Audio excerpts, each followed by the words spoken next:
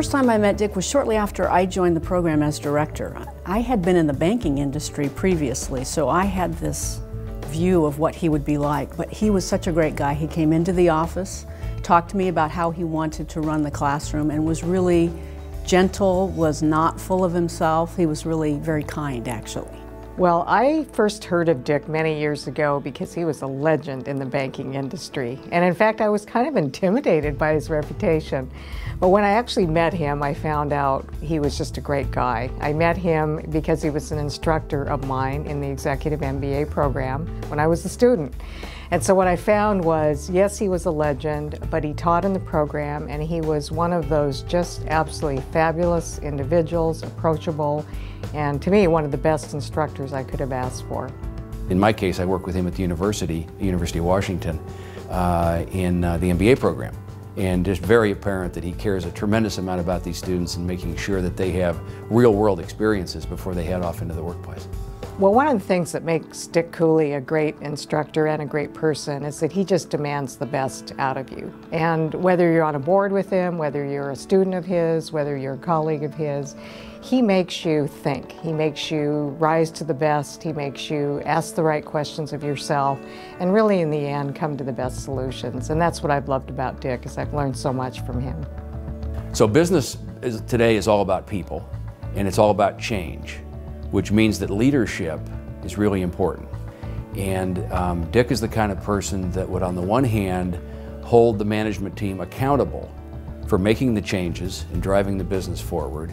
And on the other hand, he would be very supportive of the team and of the people, and very encouraging and very positive. To talk to him, you have to sort of draw things out of him. He won't tell you, oh, this is my experience and this is what I've done. That's not the kind of person he is. And frankly, those are the kinds of people he brings into the classroom. People that are very approachable, that will tell our students this is sort of what their experience is, and be very open to questions. That's an incredible experience that our students have because of his participation. Boards look to Dick for excellence. It's a hard word to describe in that context, but I think what Dick does is he raises the standard to a very high standard. And even though it looks like a dream and an aspiration, you know, Dick is the one that basically sets the bar very, very high, and we all want to be there. So whenever I've had a chance to serve with him, I would say that he is the one that is looking out there 5, 10 years from now and really saying, what can we be? What's the aspirational target? And that's what I love about Dick.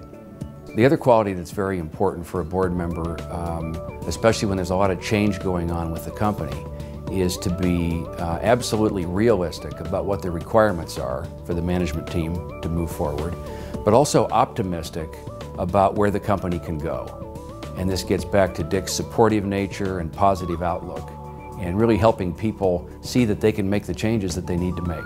So both realistic about what's required and optimistic about where the company can be. You know, I think the business school and our program in particular really looks to Dick for his experience, for his perspective. He's seen a whole lot of what's gone on in business over the years and the different kinds of people and challenges. And so he brings that into the classroom and frankly requires that we bring that into our curriculum. He has the amazing ability to confront unbelievable odds, whether they're personal, physical, emotional, business odds. He just takes the challenges, confronts them head on, works through them, and in the end, it turns out to be a tremendous positive for all. So Dick Cooley flunked retirement. It's about the only thing in his life he ever did flunk. In fact, I think he flunked it on purpose. And we're all glad that he did. And what Dick talked about in retirement is a, quote, productive retirement. And really what that means is another career.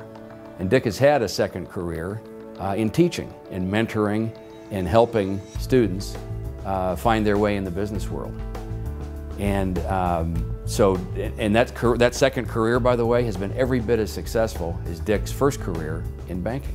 The one word that I think I would use to describe Dick Cooley is sage. Indomitable. Passion. He pushes, he prods, he cajoles, but he's so supportive. And he's that little voice in the back of your head, whether you are a student or a business school administrator or on the board of directors, telling you that you know the right thing to do and that you can do the right thing.